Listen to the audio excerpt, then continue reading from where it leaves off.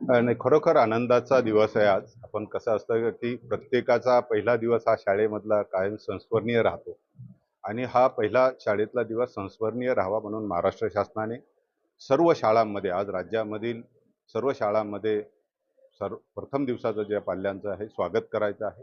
आपणही आज आपण बघितलं असेल की जे पहिलीला आज विद्यार्थी आपल्याकडे आले त्या विद्यार्थ्यांना पुष्पगुच्छ दिले, त्यांच्या पायांच्या ठसे आपण घेतले, त्यांच्यावर पुष्पवृष्टी केली. आपण लेझिम लहान मुलांनी त्यांच्यासाठी शाळेतल्याच मुलांनी लेझिम चं नृत्य केलं आणि खरोखर हा त्यांच्या दृष्टीने हा संस्मरणीय दिवस राहील अशी मला खात्री आहे. तर मातृभाषेसोबत इतरही भाषेवरती प्रभुत्व असण्यासाठी तुम्ही मार्गदर्शन जसं गणित असेल किंवा इतर विषय असतील.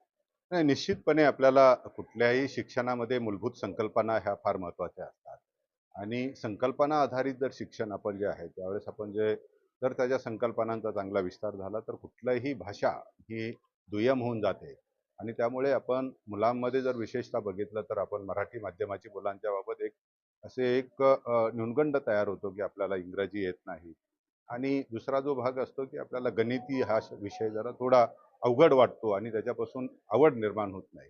तर मी आज शिक्षकांना आणि विद्यार्थ्यांना हे दोन्ही विषय अत्यंत सोपे आहेत.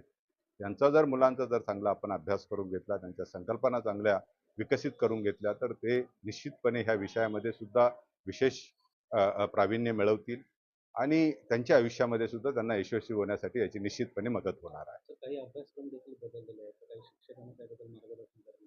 निश्चितपणे आपण बघितलं पाहिजे की आज आपण राज्य शासनाने जो CBSEचा पॅटर्न आहे, केंद्रीय माध्यमिक मंडळाचा जो आहे तो पहिली इयत्तेपासून मराठीमधला विषय आपण अभ्यासक्रम विशेषतः या वर्षीपासून घेतला आहे आणि टप्प्याटप्प्याने हे बदलत राहणार आहे.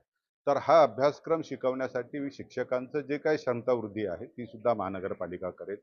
मी माझ्या मार्गदर्शनामध्ये पण सांगितलं की दर 3 महिन्याला या शिक्षकांचे सर्व प्रकारचे काही काही आपण कोर्सेस घेणार आहोत, प्रशिक्षण घेणार आहोत आणि हे नियमित प्रशिक्षण चालू राहील.